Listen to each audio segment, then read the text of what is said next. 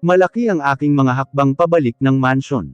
Nasa kalagitnaan pa lang ako ng hallway, nang bigla akong sinalubong ni Kiko, at may balak pang kunin si Sanae mula sa mga bisig ko.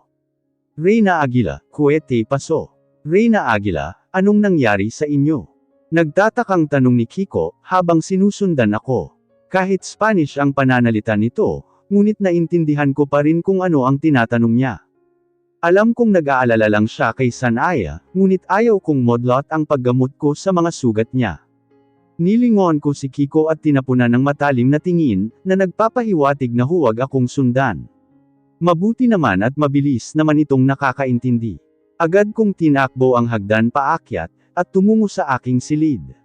Maingat kong pinahiga si Sanaya sa kama, at hinubad ang damit na suot niya. Kumuha ako ng face towel, at nilublab yun sa maligamgam na tubig na nasa maliit na palanggana. Pagkatapos ay agad ko namang piniga iyon, bago ipunot sa buong katawan ni Sanaya. Pinagmasdan ko ang kanyang katawan, may mga ilang parte sa kanyang tiyan na may mga galos at sugat. Mas malubha ang sugat sa kanyang dalawang binti, dahil may mga bahagi pa ng balat niya na natanggal. Mabuti na lang at magaling si Sanaya sa pakikipaglaban, kung nagkataon baka naubos ng pinagpiestahan ng mga mababangas na hayop ang kanyang katawan. Pagkatapos kong panasan ang katawan ni Sanaya, agad kong pinasuot sa kanya ang damit ko, dahil wala siyang dalang damit kanina. Nilagyan ko na rin ng bendahe ang dalawang binti niya na may sugat. After kong linisin gamit ang betadine, nasabunot ko ang aking buhok, nang makitang hindi pa rin nagkamalay si Sanaya, sa kabila ng isang oras na paghihintay ko na magising siya. Natataranta na kinuha ko ang cellphone, at tinawagan ang kaibigan kong doktor.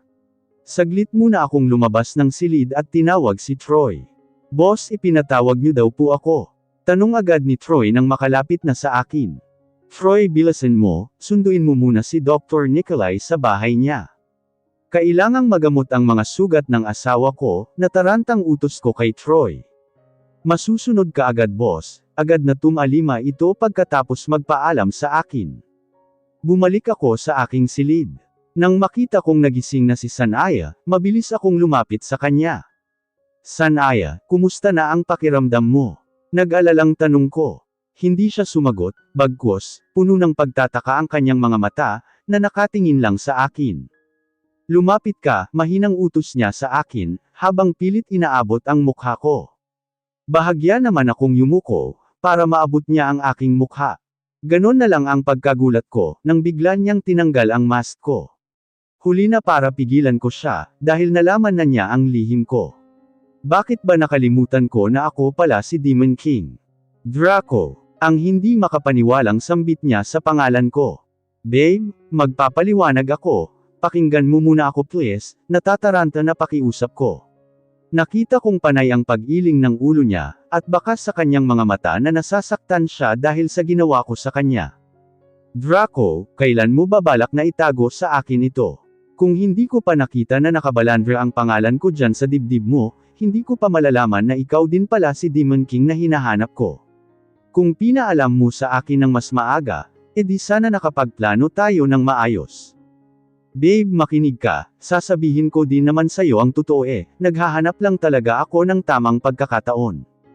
Nahihirapang paliwanag ko, subalit bakas ng pagkadismaya lang ang nakikita ko sa kanyang mga mata. Umupo siya sa kama, at halatang ayaw makinig sa mga paliwanag ko sa kanya. At kailan ang tamang pagkakataon na sinasabi mo Draco? Kung wala na ako, kung may masama nang nangyari sa lahat ng mga anak mo. Nakikita mo ba ang sitwasyon ko ngayon? Alam mo ba kung ano ang nararamdaman ko ngayon ha? Galit na wika ni Sanaya, habang umiiyak na pinagsusuntok ang dibdib ko. Hindi ako umiilag sa mga suntok niya, dahil alam kong sa akin ang mali.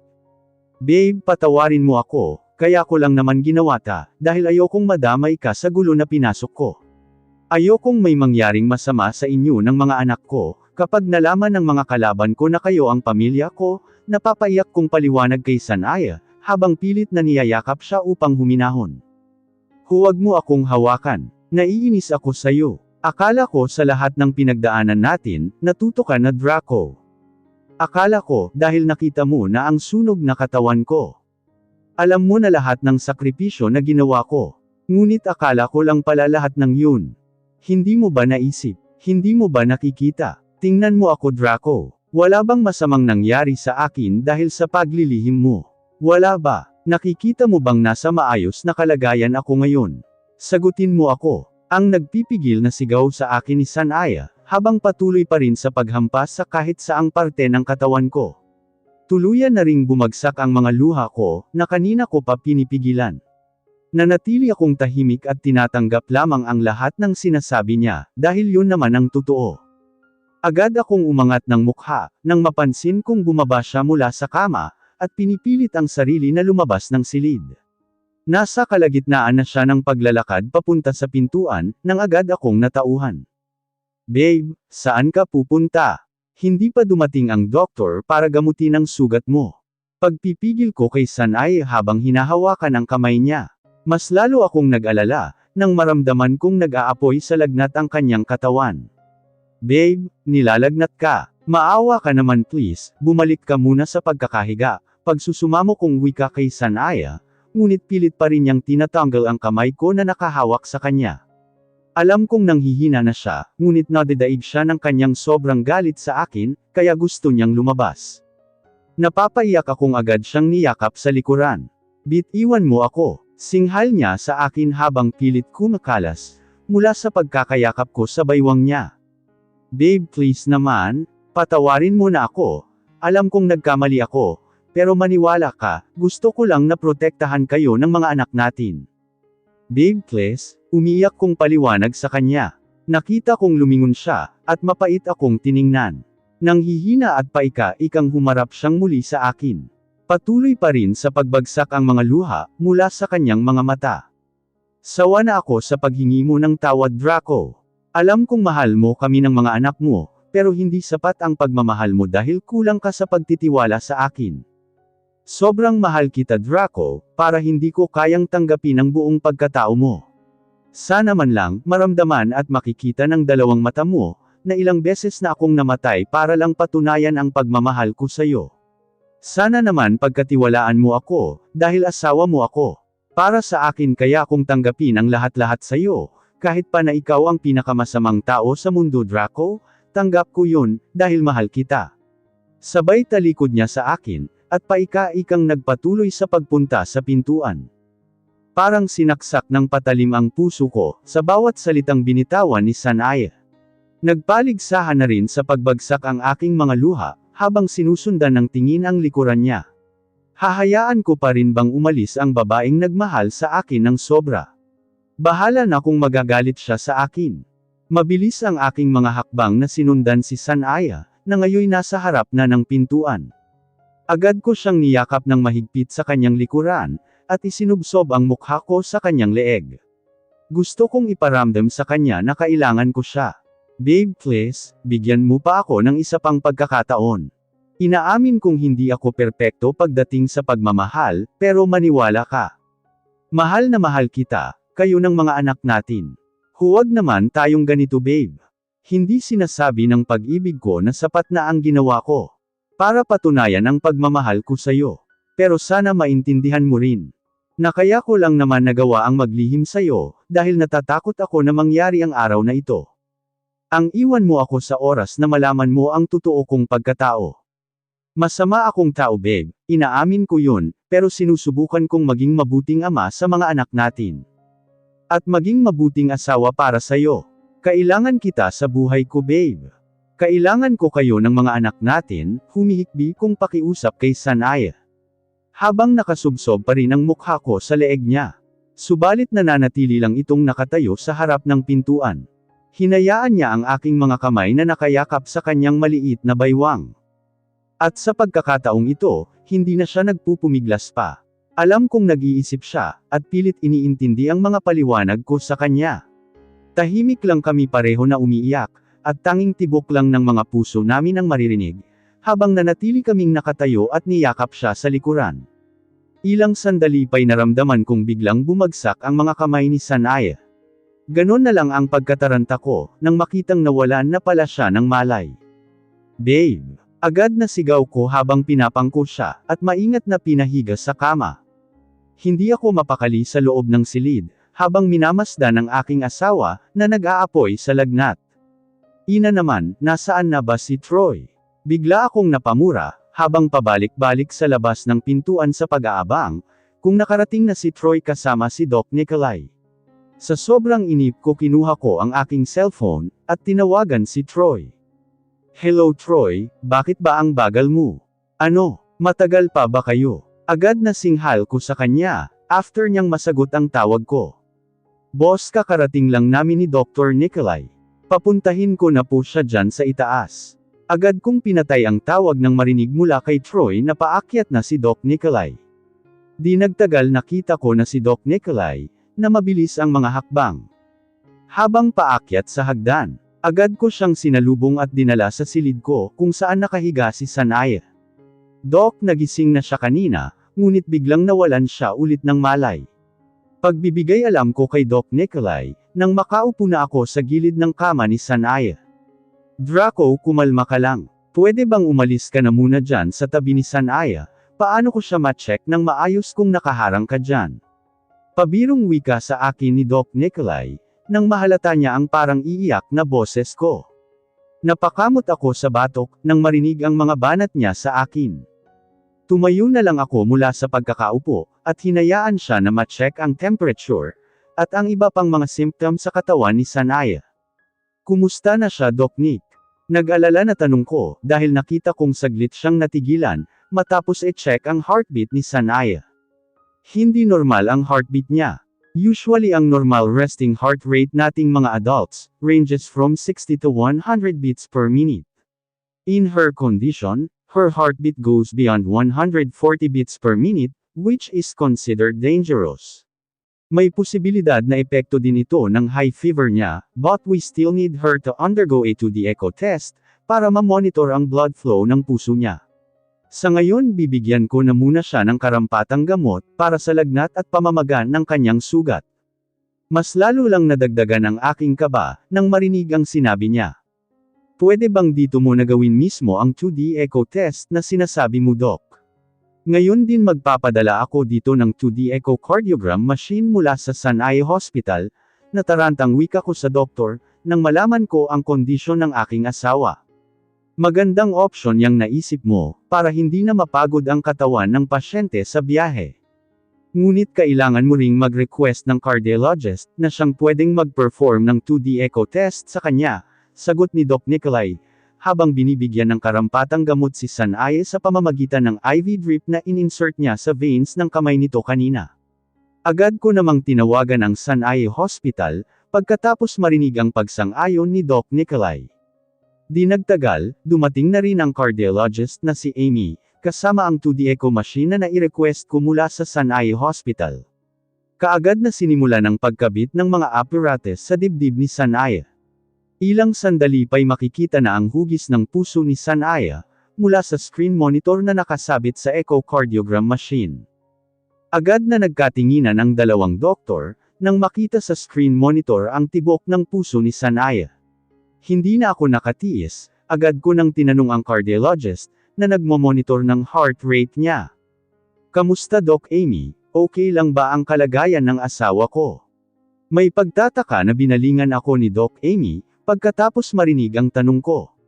Maaari po bang malaman, kung nakaranas na ng heart surgery ang pasyente dati sir? Mayroon lang po kasi akong nakita na scar tissue sa heart niya, parang katulad ang kondisyon niya sa isang pasyente ko. Yes, mga more than 9 years ago na siguro. Bakit malala ba ang kondisyon ng asawa ko? Nag-alalang tanong ko. Asawa, ibig sabihin, siya si Sanaya ang tunay kong asawa. Agad na sagot ko sa kanya. Nakita ko kaagad ang hindi makapaniwala na reaksyon niya, habang nakatitig sa sunog na katawan ni Sanaya. Ha? Ano pong nangyari? Kaya pala mahigit 1 taon na rin siyang hindi nakapag-follow-up check-up sa klinik ko, yun pala may nangyaring masama sa kanya. Nagtataka na wika ni Doc Amy. Pwede bang ilihim mo na lang muna ito kay Lolo Harry? Hindi pa niya alam ang tunay na nangyari sa apo niya, dagdag na pakiusap ko kay Doc Amy. Makakaasa po kayo Sir Draco, ngunit nais ko pong ipaalala sa inyo, na tiyak magagalit si Chairman Harry, kapag nalaman niya ang nangyari sa apo niya. Lalo na ngayon na nasa panganib ang buhay ni Ma'am Sanaya. Kaya pala magkatulad sila ng findings ng isang pasyente ko, yun pala siya din ang pasyente na sinasabi ko. Mangiyak-ngiyak niyang wika sa akin. Anong ibig mong sabihin na nanganganib ang buhay ni Sanaya? At anong sabi mo? Naging pasyente mo na rin siya. Magkasunod kong tanong, habang nakakunot ang noo na nakatingin kay Doc Amy. Nakita kong nagpakawala muna siya ng malalim na buntong hininga, bago nagpatuloy sa pagsasalita. Actually matagal nang alam ni Ma'am Sanaya ang kondisyon ng puso niya. Nagsimula siyang makaramdam ng mga sintomas ng pagkahilo, madali mapagod at paninikip ng dibdib. Ilang buwan after niyang manganak sa quadruplets, lihim siyang pumunta sa akin upang magpa-check up. At doon ko nalaman na nagkaroon siya ng chronic heart failure. Nagtagumpay kami dati na i-repair ang sugat sa puso niya. Mula sa pagkasaksak ng kutsilyo sa dibdib niya, ngunit nagkaroon ito ng infection ilang taon makalipas ang nasabing operasyon. Nangyari ito dahil sa sobrang stress at pressure niya sa sarili. Karamihan sa mga tao na nakaranas na ng operasyon, ay maaring bumuti ang pakiramdam, at mananatiling walang sintomas hanggang 10 taon, o mahigit pa. Sa paglipas ng panahon gayunpaman, kapag ang katawan ng tao ay laging stress at walang pahinga, posible na ang ibang mga art area o maging ang bagong graft na ginamit sa bypass, ay nagiging barado at nangangailangan ng isa pang surgery. At iyon ang nangyari sa case ni Ma'am Sanaya. Nakita kong huminto muna ito sandali, halatang hindi alam kung paano ipaliwanag sa akin ang susunod na sasabihin. Nanatili lang akong tahimik, habang nakikinig sa mga sinasabi niya, ngunit parang sasabog na ang puso ko ngayon, dahil sa sitwasyon ng aking asawa. Ngayon, nakita ko na medyo palala na ang kondisyon ng heart niya. Kung sana nakinig lang siya sa akin noon, na ituloy ang operasyon habang maaga pa, ngunit lagi niyang sinasabi sa akin na saka na lang daw, kapag masiguro na niya ang kaligtasan ng kanyang pamilya. Natatakot siya na baka hindi maging successful ang heart transplant surgery, na gagawin sa kanya, at hindi na niya makasama ng matagal ang mga anak niya, lalo na po kayo Sir Draco. Natatakot siyang iwan kayo. Parang bigla akong tinamaan ng kidlat, sa aking mga narinig mula kay Doc Amy. Kung kanina kaya ko pang pigilan ang paglabas ng aking mga luha, ngayon hindi ko na kayang pigilan ang pagpatak nito. Kung pwede lang sana maging manhid ang puso ko, para hindi ko maramdaman ang sakit tulad ng nararamdaman ko ngayon, gagawin ko. Pakiramdam ko bigla na naman akong pinarusahan ng tadhana, at hindi ako nakapaghanda. Ilang porsyento ang success rate, kapag tinuloy ang heart transplant? Umiiyak na tanong ko kay Doc Amy. Depende kung hindi i-reject ng immune system niya ang heart donor, 99% na maging successful ito. Tila nabuhayan ako ng pag-asa dahil sa aking narinig mula kay Doc Amy, ngunit agad naman itong napalis nang marinig kong nagsalita si Sanaya. Hindi ko itutuloy ang heart transplant surgery. Marami pa akong dapat tapusin habang malakas pa ako. Agad akong nakaramdam ng puot sa aking dibdib, nang marinig ko ang sinabi niya. Hindi ko alam kung kailan siya nagising, at nakikinig sa usapan namin. Babe, di ba mahal mo kami ng mga anak mo? Ituloy mo ang operasyon, ako na ang bahala sa mga kalaban mo. Ang laban mo ay laban ko rin. Pangako, gawin ko ang lahat para pagbayarin sila sa mga ginawa nila sa iyo, at sa mga magulang mo. Umiiyak ako habang kinukumbinsi si Sanaya na baguhin ang desisyon niya. Ngunit imbes na sagutin niya ako, binaling lang niya ang kanyang tingin kay Doc Amy, at wala sa plano niya na kausapin ako. Naramdaman kong galit pa rin siya sa akin hanggang ngayon. Amy, ipadala mo na lang dito ang mga gamot na dati kong iniinom. Pwede nyo na akong iwan. Maraming salamat. Wika ni Sanaya, halata na gusto na niya ang mapag-isa. Sabay na napatingin sa akin si Doc Amy at Doc Nikolai, at naramdaman ko ang awa sa kanilang mga mata. Tumungo lang ako sa kanila, tanda ng pagsang-ayon na pwede na silang umalis. Sige po Ma'am Sanay, Sir Draco, aalis na po kami. Ipapadala ko na lang po dito yung mga gamot, wika ni Amy habang nag-aalangan na nakatingin sa akin. Nanatili lang akong nakaupo sa gilid ng kama, katabi ni Sanaya. Binaliwala ko na lang ang simpatiya na pinahiwatig sa akin ng dalawang doktor, bago sila nagpaalam at sabay na lumabas ng silid. Napuno ng katahimikan ang buong silid, ngayong dalawa lang kami ni Sanaya ang naiwan sa loob.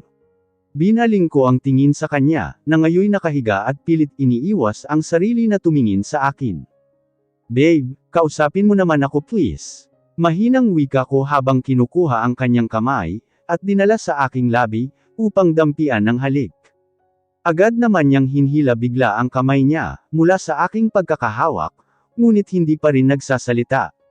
Bigla akong nakaramdam ng kirot mula sa aking puso, ngunit pilit kong ininda yon dahil gusto kong magkaayos kaming dalawa.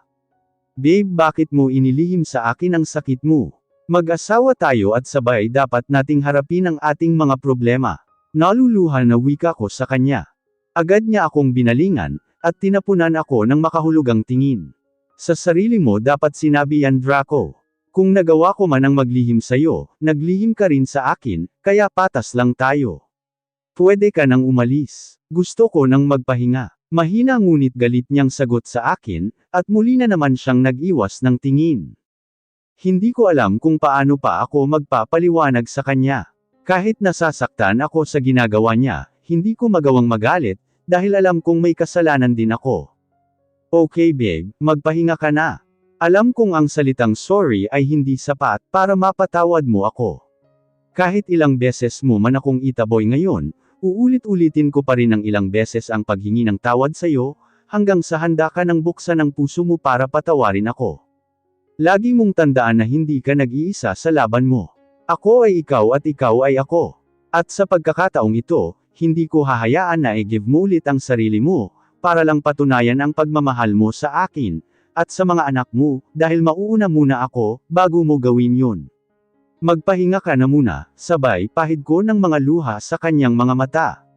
I love you wife, pabulong kong wika sa kanya, at saka siya ginawaran ng halik sa labi. Nakita ko siyang saglit na natigilan dahil sa aking ginawa. Ngumiti lang ako sa kanya, na parang walang nangyari bago lumabas ng silid. Alam kong nagtatampo pa siya sa akin ngayon, kaya hahayaan ko na muna siya.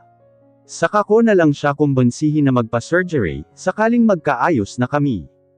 Nagtungo ako sa library, habang kinukuha ang aking cellphone, para sana tawagan si James. Mabuti na lang at nag-message na kaagad siya sa akin. Boss, nasend ko na ang buong files ni Alex Montenegro sa email mo. Panigurado, magugulat ka kapag nalaman mo ang tunay niyang pagkatao. Kunot noong napaisip ako tungkol sa message ni James. Mabilis kong binuksan ang aking laptop, nang makapasok na ako sa loob ng library.